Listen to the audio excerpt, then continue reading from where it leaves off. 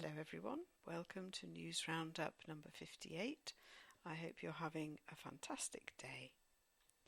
Lovely story in The Independent about a jam maker who found herself locked inside a church and was eventually rescued after tweeting for help. 43-year-old Sarah Greep was stranded inside Minster Church of St Andrew in Plymouth when volunteers were unaware she was still inside. She tried to raise the alarm, but eventually turned to her mobile phone and Twitter. Sarah wrote, "I'm locked inside St Andrew's Church. I was in private praying chapel and when I came out, everyone was gone and doors locked. #Plymouth, #help." She later added, "Trying to think of best way to get out of this church with minimum disruption. It's quite calm and peaceful in here, so in no hurry. #Plymouth. Her tweets soon caught the eye of local police, who managed to track down a warden with a spare key for the door. Sarah said, "I realised I was locked in, so I started going through my phone book, thinking of all the people I could contact. But it was a lovely day outside. I thought most people would be out enjoying the weather. I didn't want to bother anyone, so I just started tweeting." She had tried to phone telephone numbers for church volunteers on the back of a leaflet within the building, but couldn't get through. According to the Daily Express, making jam is now back in fashion, thanks to the Duchess of Cambridge and supermodel Kate Moss, who have both revealed their enjoyment of the hobby. The Duchess recently revealed that she loves to make fruit jam at home while she's waiting for Prince William. And Kate Moss is launching her own brand of plum conserve, made from fruit grown on her Cotswold estate. Food distributor R.H. Amar says this year's plentiful sunshine and the abundance of fruit has led to nearly 40% increase in visitor numbers at Pick Your Own Farms compared with last year. The firm's marketing director James Amar said, "Jam making has been made cool again. The Duchess of Cambridge and Kate Moss are among the celebrities who have helped push its popularity in recent years. We expect this year to be one of the biggest jam making seasons we've ever seen, particularly bearing in mind the abundance of top quality fruit following a fantastic summer." The Daily Express described it as a "vantastic sight" when hundreds of car lovers paid homage to the Morris Minor van. The event at the Heritage Motor Centre in Gaydon, Warwickshire, celebrated the 60th anniversary of the vehicle, known affectionately as Moggies.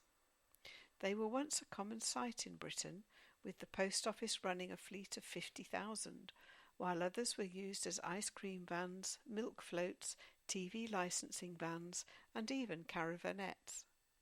The Express reports that more than 327,000 varieties of the van were produced out of factories in Cowley in Oxford and Adderley Park in Birmingham between 1953 and 1971. When residents of a housing estate in Romiley, Greater Manchester, woke up one morning, they were astonished to find a herd of cows on their doorsteps, says the BBC. Apparently up to 40 cows had escaped from Bong's Farm, Stockport. The BBC quotes resident James Small, who said neighbours were woken by mooing as dawn approached. "It was the funniest wake-up call ever," he said. The cows were eventually safely returned to the farm. Visiting the UK? Then you might want to avoid Hemel Hempstead. The Daily Telegraph reports on a survey run by the website Crap Towns Returns, which names Hemel as the ugliest town in Britain. The survey attracted more than 3,000 votes, putting Hemel Hempstead ahead of Luton, Slough, Bracknell and Birmingham. The BBC tells us that Harry and Amelia were the most popular first names for babies in England and Wales in 2012. A new addition to the top 10, according to the Office for National Statistics, was Riley, with Mia and Isla replacing Ruby and Grace in the top 10 for girls. it would appear that the average Briton spends 192 hours doing nothing. A survey by Computer Upgrade Retail Crucial, outlined in the Daily Express, claims time-wasting activities leave 2/3 of us utterly frustrated, with 1 in 10 even complaining of feeling depressed.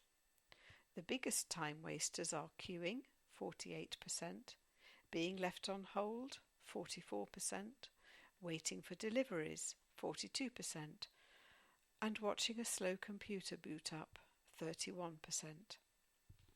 Behavioural psychologist Joe Hemmings said, "The British sense of correctness means that things are expected to happen in a certain way at a certain time. When they don't, we become frustrated because of our own lack of anticipation." What's in a name? Well, a story in the Daily Star says that a non-league football club is hoping to boost its fortunes by giving its players superstars' names. Farnborough, who play in the Skrill Conference South, now features Lionel Messi and David Beckham in the starting lineup after the entire squad changed their names by deed poll. The Hampshire club's manager Spencer Day, who is now the special one, Jose Mourinho, said, "We've got by far the greatest team the world has ever seen."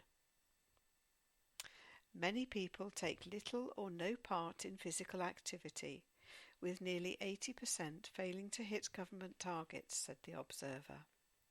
Research carried out by the Centre for Market and Publication Organisation at Bristol University claimed that almost 1 in 10 adults have not walked continuously for 5 minutes in the past 4 weeks. The study found that just over 8% of adults who could walk had not, with the exception of shopping, walked continuously for 5 minutes within the previous 4 weeks, while 46% had not walked for leisure for 30 minutes continuously over the same period. Almost 9 out of 10 had not swum, and a similar proportion had not used a gym. Professor Carol Proper described the results as staggering. The level of physical activity is shockingly low. Well, I hope you get to have a nice walk at some point today.